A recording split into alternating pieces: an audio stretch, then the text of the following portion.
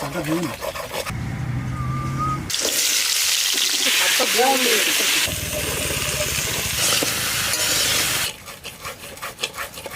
প্রথমে দিয়ে দিচ্ছি দই, হলুদ গুঁড়ো, লঙ্কা গুঁড়ো, কাশ্মীরি লঙ্কা, জিরে গুঁড়ো, ধনে গুঁড়ো, রসুন।